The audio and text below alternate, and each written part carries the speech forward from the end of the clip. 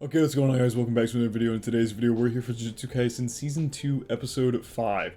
Last episode was absolutely wild. We had Gojo versus Toji Round 2, and Gojo came out on top as he figured out how to use reverse cursed energy by multiplying. Because since cursed energy is obviously negative, you multiply them together, and you make positive, and he figured out how to use both red and purple in the same fight, as well as basically heal himself from the dead. Which is a wild revelation in and of itself. But a lot of stuff happened. The end episode credit scene, I still can't say I fully understand, truth be told, but a lot of your comments helped me comprehend it a lot better, so I do appreciate that. I do appreciate you guys filling me in on stuff that I missed and possibly didn't understand throughout the episodes. With all that being said, oh, actually, I did find out some news. I don't know. I'm sure you guys have heard if you keep up with anime news and JJK news and stuff. But see, so this is the last episode of the prequel, and then we have a week of recap, which is going to be recapping this prequel that we just had and the movie. And then another recap episode the week after that, recapping the first season, which I'm fine with. I need a recap of the first season, truth be told. It's been a long time since I watched it, but come on, 2 weeks of recaps? 2 weeks in a row. As long as this next upcoming arc is going to be absolutely goated, I can live with it, but it's going to suck waiting for that long. But I do think that is all I have to say, so without further ado, let's get straight into episode 5. Wonder if the claps in the OP have anything to do with what we saw in the end credit scene last episode. What? We took a year time skip after the last episode? A year. Okay, well that was out of absolutely nowhere. Okay, I guess I need to prepare myself for this.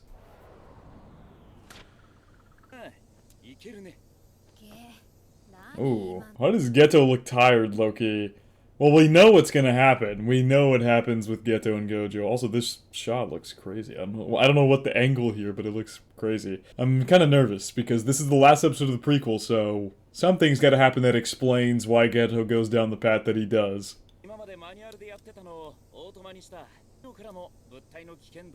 Huh. That's so cool. Wow. That's actually so cool.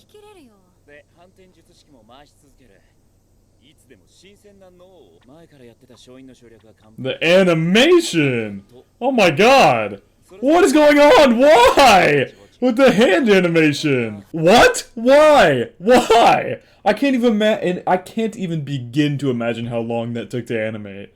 Just for this one little segment. I need to go back because I wasn't reading the subtitles. I was focused too much on the pencil flipping.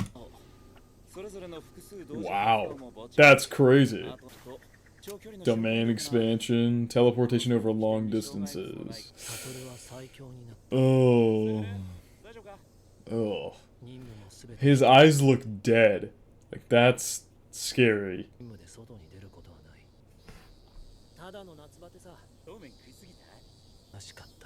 Oh. Is this... that's the line he has at the beginning of this season, right? The first episode of this season, the first episode. It starts with him eating the curse, and he's like, things were busy that summer. I think that's exactly what he says. So I think we're circling back around to that point. It is. It is that exact moment. Yup. Here we go. The animation. Whoa. What is this style of animation? Look at these faces. Sorry, my thing's in the way. I'll just circle this face. Look at that. That looks like they, rotoscoped in a real person. That looks like they got real people in there and rotoscoped them in. And then just put Ghetto, on a real image. That looks crazy. Yep, exactly what he said. And he keeps thinking back to all those followers clapping.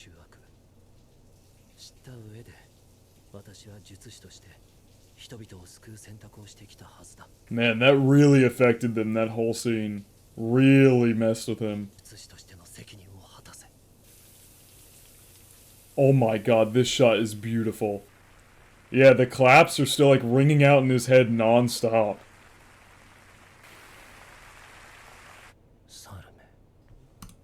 There it is. The first time he called them monkeys, just like Toji did. He adopted the exact same language that Toji used. Wow. That scene was beautiful. Like, it sounds like I'm just saying that because it was Ghetto, like, shirtless. I swear to God, I'm not. Just the way they animated it and the angles they chose and how the clapping kept getting louder and louder and louder. And then the way that it just all cut away in an instant was just so well done. That was awesome. Oh, he let his hair down. Yeah, so this is where he started to develop his hatred for people who don't have jujutsu powers. Which is why he's acting like pretty normal and, I don't want to say like, I guess kind. He's acting like normal and kind towards his kohai because he has jujutsu powers.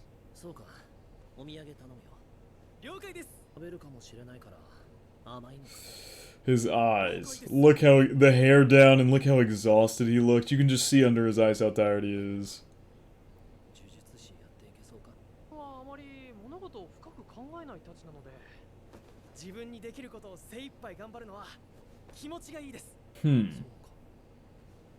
Jesus. What? Yeah, who are you? Okay, I just want to say the style for this episode so far has been amazing. Like, it's kind of a random comment to make, but I feel like the style of this episode is, I don't want to say unique, but like, it doesn't even look like what we've seen all of this season. It looks like a totally different style. And it looks really good.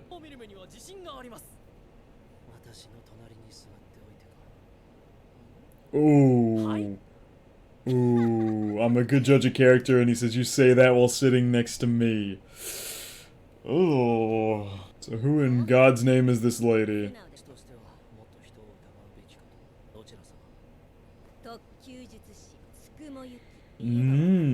She famous? Ooh, yikes.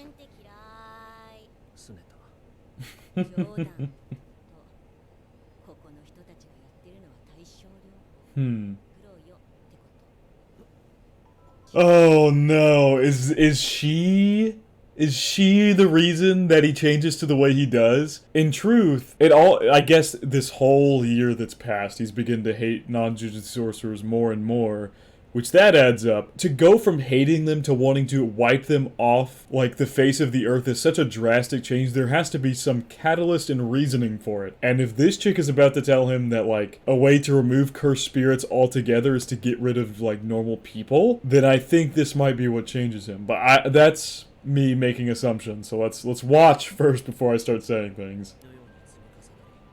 Yep. Yeah, here we go. Which is not possible. And that you can only do if there's all jujutsu sorcerers.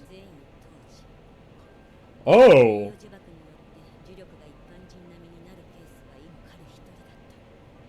He was the only instance in which the curse energy dropped to 0. So Maki is also another anomaly? Does that mean that Maki is also another anomaly along with him? Because she said the only person they found with 0 is Toji. But Maki also has 0. So does that mean that she's also special?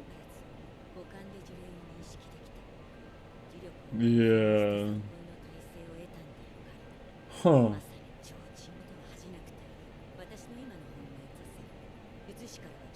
So... Oh... There, I was about to say she's not implying kill everybody. She was like saying like make them like Toji basically. But... There you go, she said. What was the exact words? Cursed spirits aren't born from sorcerers. Well, we just found out what changes his ideology. What makes him want to wipe out all non-jujutsu sorcerers. Right there. This woman is the reason that he becomes the way he is. Because he was like... I guess it's not entirely her. He was already very faltering and he already hated non-jujutsu sorcerers. As we saw earlier, he literally said, damn monkeys, which like, I think that's pretty... damning evidence that he doesn't like non-jujutsu sorcerers, but this has given him a reason to completely get rid of them now, which is interesting. Yeah.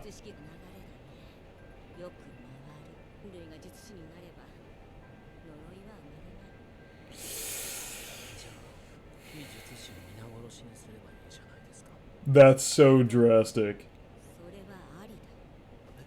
No, the clapping. The clapping's coming back. Oh god. See, even Ghetto, like, after he said it, realized, like, that's not something you should say. Like, he said it out loud, and then she said his name, and he thought he was gonna get on to him. He thought she was gonna get on to him for saying that. But she's actually considering it as an option. But that shows that at this point, there's still a little morality left in his mind. Because he, like, even if it's an option, the fact that, like, he reacted the way he did still tells you that he thinks it would be a bad option to do that. That was just him acknowledging that it was an option in and of itself. But I think this lady is going to give in to his ideas here.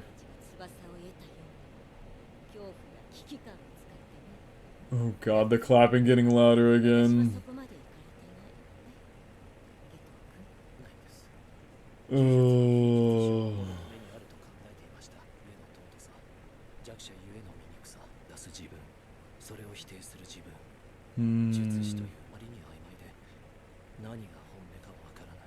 Wow.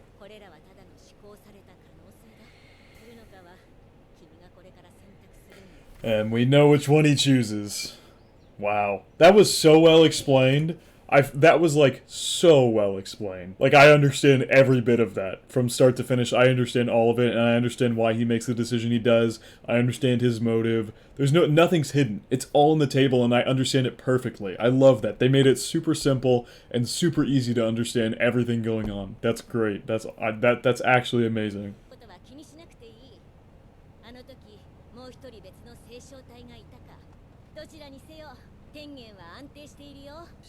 Interesting, so yeah. That sounded like Nanami. Yep, it's definitely Nanami.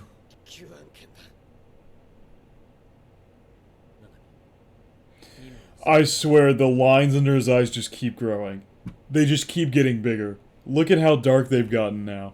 Like, I feel like they just keep growing with every passing, like, minute. Oh. Shit. So this Hybera guy that we just met. I mean, I guess, yeah, he wasn't in the I think I literally said it. When we first got introduced to him a couple episodes ago, I was like, yeah, he's not gonna survive because he's not in the present. He's just not there.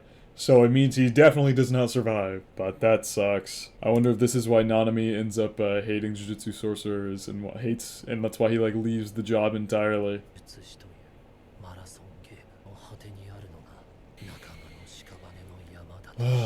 Yeah, then he's gonna pick to kill all of regular humanity. Oh god, the intense music's picking up. Wait. I need this subtitle. I can't read this. Come on, Crunchyroll. What in the world? I can't read this. I think those are the two girls we see in the movie, right?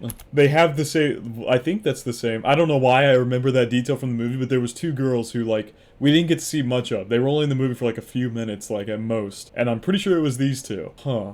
These scenes look crazy. Really wish I could see that. Yeah, that's them for sure. That's absolutely them.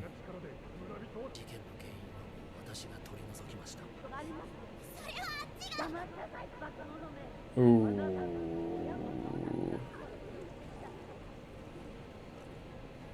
I love that. This scene is, by the way, this scene is insane. But I love that. He let out a curse to talk to them because these people can't see it. They can't see the curse. Only these girls can see it. And so him talking to them like that means he's going to save them. This already shows that he's changed. He's going down the path of eliminating regular humanity. Like, he is full charge down that path now. Yeah. What in the world?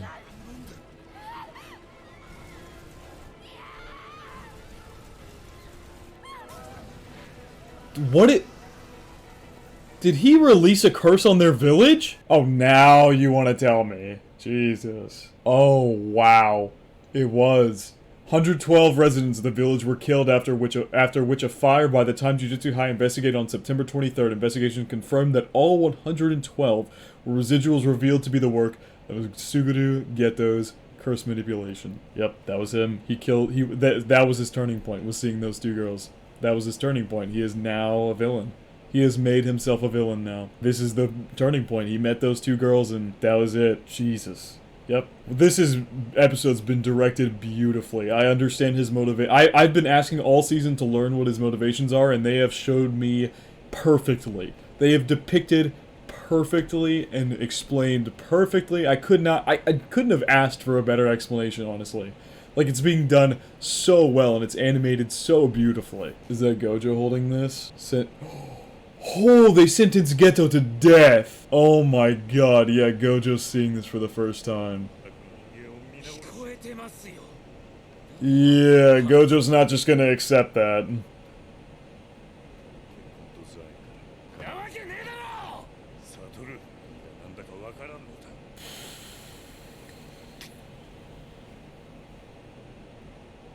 Jesus.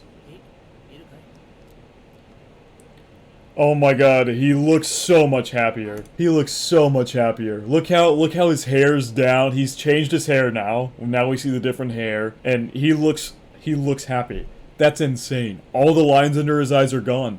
Completely gone. So, what?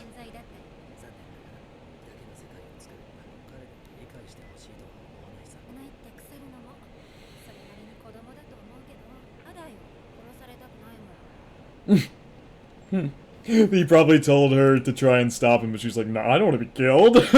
Hey, I'd probably do the same if I had Ghetto standing next to me and this dude is obviously way stronger than I am. Hell no, I'm not getting myself killed. Also, once again, these like hyper-realistic shots of people. This is something I don't think I've ever seen in an anime before. Like, the way they're animating the people is just, it just feels weird. Normally you see like they're animated in the style of the show, but these look like real people. It's weird. And here he is. Yep, the lines under his eyes are completely gone.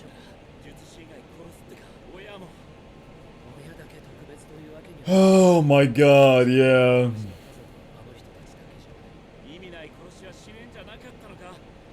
Yeah, that's wild. Gojo took that point to heart. It's been over a year since that happened, and Gojo still remembers what Ghetto told him.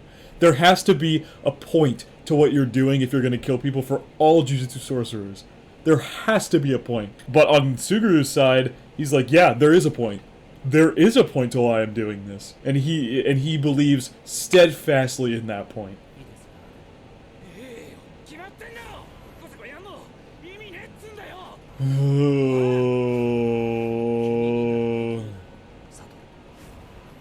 He definitely could.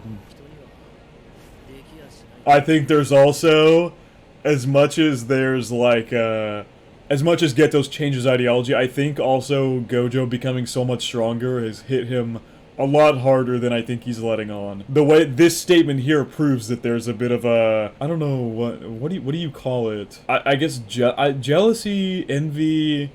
I don't know if those are the right words. I know there's like a phrase for this kind of dynamic, but I can't think of it at the moment. But that's what's happening here. Basically, it's what appears to be happening. The power dynamic has been shifted, and Ghetto's been left in the dust pretty much, and that seems to be affecting him, as well as his whole ideology change.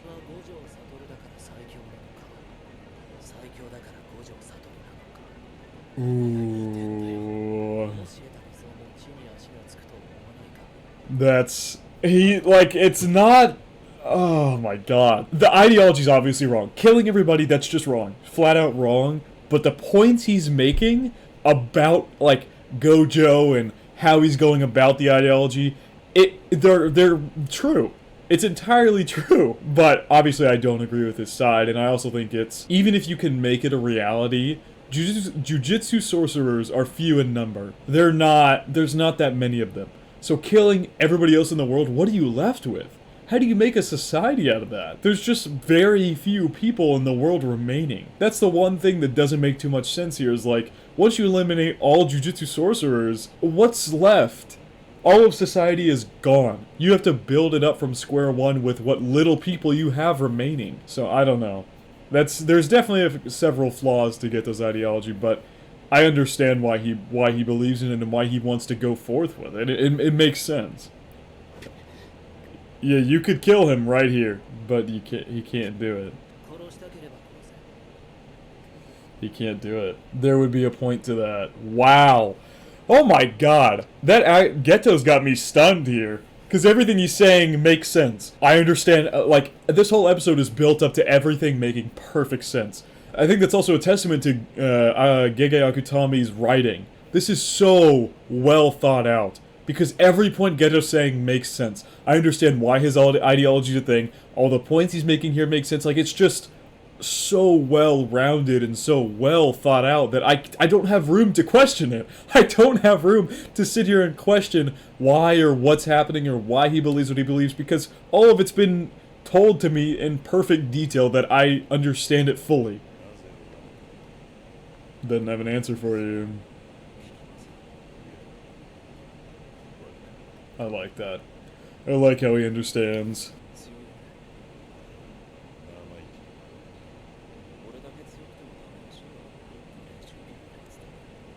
And we're back at this damn religious facility. Oh my god. And so he takes over this cult. He takes it over. That's what he... So, I don't remember if they said explicitly that this is the cult he runs in the future. Maybe he renames it or something. But in the Jujutsu Kaisen 0 movie, he runs a cult. He officially runs a cult. So I guess this is where he gets it from. And I recognize this voice. They're gonna show us it in a second, so I'll shut up. But this is the guy that Toji worked with. And yep, did he take in these two girls? He did. Wow! It all ties together. That's crazy. The clapping is just still happening. Okay, yeah, he did change the name. Okay. Many objected. This is wild. Genuinely wild. What the fuck?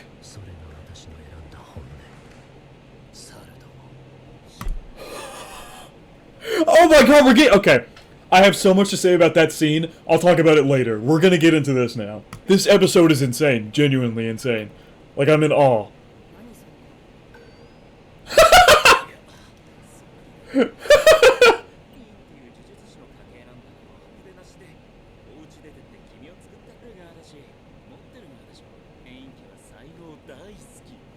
I love him making me just hasn't said anything. He's just staring at him.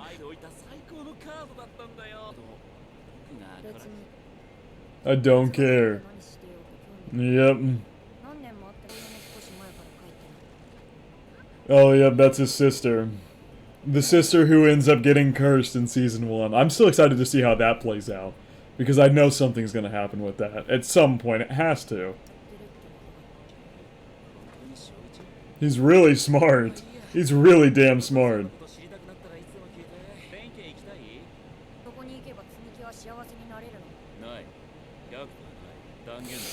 Ooh.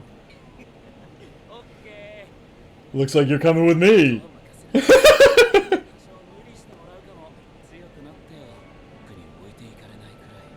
Oh, are we back to the present? We are. Oh my god, okay, I'm so excited. Oh, let's go, let's go. I'm so excited to see them in the new style. Like, I'm so hyped right now. Oh my god, here we go. Let's see them in the new style. Okay, they don't look any different. I'm gonna be totally honest. They don't look any different. They look almost the same, honestly. Oh, it's so good to see them! Oh my god, I'm so happy to see them again. I'm so happy to see them again. No! No! Oh, that's it. Wow. Wow. What an episode. This was... Oh my god, honestly. This might be my favorite episode of JJK. I'm just gonna say it straight up. It just... With all the fights and everything, the one where they're just talking might be my favorite. I feel like I should have more to say, but if you guys obviously... If you're here at this point, you watch the reaction, so you know that I talked about borderline everything I wanted to speak about during the actual episode, except for that scene where Gojo literally... Or not Gojo, Ghetto literally crushes a man. That was wild. Whew! This was one of the most information jam-packed episodes, and I loved it from start to finish. Like I said, this might be my new favorite episode of JJK. Truthfully might be my new favorite episode of JJK. Oh my god, that was so good. Genuinely so good. After doing a little bit more research, apparently there's a 3-week break. We have the 2 recaps that I talked about, and then a break week after that.